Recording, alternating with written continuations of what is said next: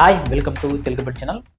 రాష్ట్రంలో ఎక్కడ చూసినా పాలమూరు రంగారెడ్డి ఎత్తిపోతల పథకానికి సంబంధించి చర్చ నడుస్తుంది. అది అసెంబ్లీలోనే సరే, సాధారణ పబ్లిక్లో కూడా ఈ చర్చ నడుస్తుంది.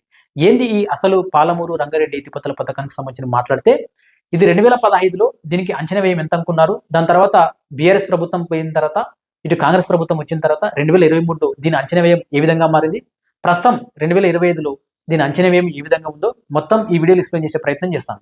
ఈ రంగారెడ్డి ఎత్తిపోతల పథకానికి సంబంధించి చూసుకుంటే ప్రతి ఒక్కరు కూడా రాష్ట్రంలో ఉన్న వాళ్ళు తెలుసుకోవాల్సిందే.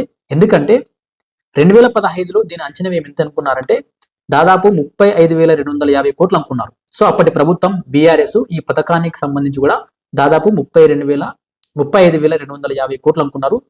దాని తర్వాత ఇటు బీఆర్ఎస్ ప్రభుత్వం పోయిన తర్వాత 2023లో దాదాపు 55,000 కోట్లు ఈ రెండు అంచనాలకు సంబంధించి కూడా పెరిగింది. అంటే దాదాపు 35,000 కోట్ల నుంచి 55,000 కోట్లు పెరిగింది. అంటే దాదాపు 20,000 కోట్లు పెరిగింది. సో ఎందుకు పెరుగుతుంది అమౌంట్ అని చూస్తే, ఈ పరిపాలించే నాయకులు కరెక్ట్ ఉండకపోవడం, అదేవిధంగా దీని అంచనా వ్యయం ఒక విధంగా చెప్పి దాని ప్రాజెక్టు డిలే కావడం వల్ల దాదాపు ఈ విధంగా 2015 నుంచి 23 చూసుకుంటే దాదాపు 20,000 కోట్ల పెరిగింది. ప్రస్తుతం ఈ ప్రాజెక్టు వ్యయం వచ్చేసి 2023 నుంచి మళ్ళీ ఈ ప్రజెంట్ 2025. సో అంటే దాదాపు 2015లో అనుకున్న అంచనా వ్యయం 35,250 కోట్లు. ప్రస్తుతం ఈ అంచనా వ్యయం వచ్చేసి దాదాపు 85,000 కోట్లు పెరిగింది. ఎందుకు ఈ విధంగా పెరిగిందని చూస్తే, వీళ్ళు అనుకున్నప్పుడు మాత్రం అప్పట్లో ఇటు భూసేకరణకు సంబంధించి చాలా తక్కువ ఉండొచ్చు. అదేవిధంగా దానికి సంబంధించిన పనులు కానీ, అదేవిధంగా దానికి సంబంధించిన కాంట్రాక్టర్లు కానీ తక్కువ అడగవచ్చు. సో ఇప్పుడు దాని రేట్లు పెరిగినాయి, భూసేకరణకు సంబంధించిన రేట్లు పెరిగినాయి. అదేవిధంగా ఇప్పుడు ఎవరైతే భూములు కోల్పోతారో వాళ్ళకి సంబంధించిన రేట్లు పెరిగినాయి. ఇవన్నీ కలిపి కూడా దాదాపు ఇంకా ఈ ప్రాజెక్ట్ కట్టాలంటే 30,000 కోట్లు కావాలంటున్నారు. వాస్తవం చెప్పాలంటే ఈ ప్రాజెక్ట్ ఏమే 2015లో 32,500 కోట్లు, ఇప్పుడు దాదాపు 85,000 కోట్లు పెరిగింది. ఎందుకు పెరిగిందని చూస్తే, ఈ రాజకీయ నాయకులు కరెక్ట్ వాళ్ళ అనుకున్న టైంకి కట్టకపోవడం, అదేవిధంగా ప్రభుత్వాలు మారడం, ప్రజల్లో ఈ ప్రాజెక్టులకు సంబంధించి అవగాహన లేకపోవడం, ఇవన్నీ దీనికి కారణం. ఎందుకంటే ప్రజలు ఎందుకు అడిగితే, మీరు ఈ ప్రాజెక్ట్ స్టార్ట్ చేసి ఎందుకు ఇంత డిలే అవుతుంది అడిగితే ఈ ప్రాబ్లం ఉండేది కాదు. ఎందుకంటే ప్రజలకు ఈ విషయాలను తెలియనివ్వరు. ఎందుకంటే దీన్ని ఎక్కడో దానికి సంబంధించిన డిపిఆర్ సిద్ధం చేస్తారు, ఎక్కువసారి టెండర్ ఇస్తారు, ఎవరో కాంట్రాక్టర్ వస్తాడు, అవన్నీ మనకు సంబంధం లేదని కూడా ప్రజలు అనుకుంటుంటారు. సో అందుకే ఇది రాజకీయ నాయకులకి ప్రతి ఒక్కరు కూడా, బీఆర్ఎస్ పార్టీ అయినా సరే, కాంగ్రెస్ పార్టీ అయినా సరే, బీజేపీ పార్టీ అయినా సరే, ఈ ప్రాజెక్టుల వల్లనే వీళ్ళ ఆదాయం. ఎందుకంటే కాంట్రాక్టర్ల వల్ల వీళ్ళకి డబ్బులు వస్తాయి. అదేవిధంగా వీళ్ళకి దాదాపు ఏ ప్రాజెక్టు కట్టినా, ఏ కాంట్రాక్టర్ కట్టినా దాదాపు వచ్చేసి వీళ్ళకి 6 నుంచి 10% ఇస్తారని కూడా ఈ మధ్య కాలంలో ఇటు సెక్రటరీలో కూడా దీని గురించి పెద్ద చర్చ నడిచింది.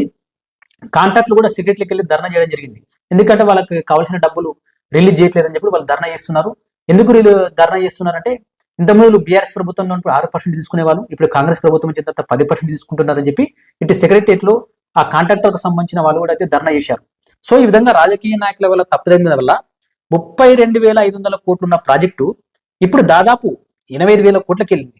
సో ఎందుకు ఈ పాలమూరు రంగారెడ్డి ఎత్తిపోతల పథకం నిర్మిస్తారని చూస్తే, ఇటు ఉమ్మడి మహబూబ్నగర్తో పాటు నల్గొండ కానీ, అదేవిధంగా ఇటు వికారాబాద్ కానీ, ఇటు పాలమూరు రంగారెడ్డి సరిహద్దుల ప్రాంతానికి సంబంధించి చూసుకుంటే మొత్తం ఈ రంగారెడ్డి జిల్లా ఇవన్నీ కలిపి దాదాపు 12,30,000 ఎకరాలకు నీరు, సాగునీరుతో పాటు తాగునీరు అంచనా దీని లక్ష్యం.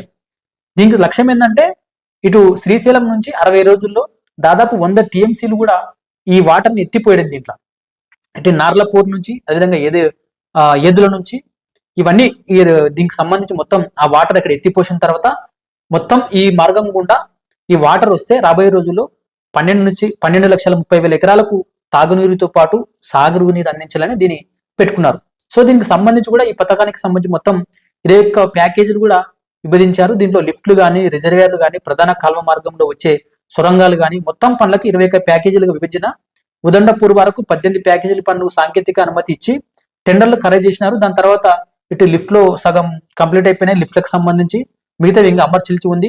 ఇవన్నీ చూసుకుంటే దాదాపు 2023 నుంచి 25 అంటే దాదాపు 3 సంవత్సరాలలో వాళ్ళు అనుకున్న వ్యయం దాదాపు ప్రజెంట్ కాంగ్రెస్ వచ్చిన తర్వాత కూడా 5,000 కోట్లు ఖర్చు పెట్టారు ఈ 2 సంవత్సరాలలో.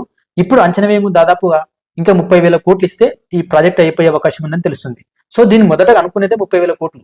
సో ఈ ప్రభుత్వాలు డిలే చేయడం వల్ల, అదేవిధంగా ఎవరికి అవగాహన లేకపోవడం వల్ల 35,000 కోట్ల నుంచి 8,000 కోట్లకు వచ్చింది. అంటే దాదాపు 50,000 కోట్లు పెరిగింది. సో దీని రెస్పాన్సిబిలిటీ ఎవరు తీసుకుంటారు? కేసీఆర్ తీసుకుంటాడా, కేటీఆర్ తీసుకుంటాడా, హరీష్ రావు తీసుకుంటాడా, లేకపోతే ప్రస్తుతం ఉన్నటువంటి కాంగ్రెస్ ప్రభుత్వం తీసుకుంటుందా? ఎవ్వరు తీసుకోరు. మళ్ళీ ప్రజల నెత్తి మీనే ట్యాక్సీల రూపంలో వసూలు చేసి దీన్ని కట్టే ప్రయత్నం చేస్తారు తప్ప రాజకీయ నాయకులు ఎవ్వరు కూడా ఒక్క రూపాయి కూడా వాళ్ళు సింగిల్ రూపాయి చెల్లించరు. వాళ్ళే కావాలంటే ఈ కాంట్రాక్టర్ల నుంచి వచ్చే కమిషన్ దండుకుంటారు తప్ప వీటికి సంబంధించి రాష్ట్రానికి సంబంధించి ఎవరు కూడా ఒక రూపాయి కూడా ఇవ్వరు. సో ఇవన్నీ కూడా ప్రజల మీద పడే అవకాశం ఉంటుంది. కాబట్టి ప్రజలారా మీరు కూడా ఆలోచించండి. ఏదైనా ఒక ప్రాజెక్ట్ మన దగ్గర స్టార్ట్ అవుతుందంటే అది ఎప్పట్లో కంప్లీట్ చేస్తారు, అప్పట్లో కంప్లీట్ కాకపోతే ఈ ప్రాజెక్ట్ స్టార్ట్ చేయొద్దండి. ఎందుకంటే దాని అంచనా వ్యయాలు మారిపోతాయి, కాంట్రాక్టర్లు మారిపోతారు. సో ఇప్పటికిప్పటికే దానికి కట్టాలంటే కూడా చాలా ఇబ్బంది ఉంటుంది. కాబట్టి ప్రజలు కూడా అవగాహన కార్యక్రమాలు తెచ్చుకోవాలనేది ఈ వీడియోకి ఒక ఉద్దేశం అన్నమాట. సో చూశారు కదా, రాబోయే రోజుల్లో ఇటువంటి పథకాలకు సంబంధించి కానీ, నిరుద్యోగులకు సంబంధించి కానీ, ఉద్యోగులకు సంబంధించి కానీ, అగ్రికల్చర్లో ఉన్నటువంటి రైతాంగానికి సంబంధించి కానీ మొత్తం ఈ వీడియోలో ఎక్స్ప్లెయిన్ చేసే ప్రయత్నం చేస్తాను. సో చూశారు కదా, రాబోయే రోజుల్లో ఇటువంటి అప్డేట్ మన ఛానల్ పెట్టే ప్రయత్నం చేస్తాను. Thanks for watching Telugu update channel.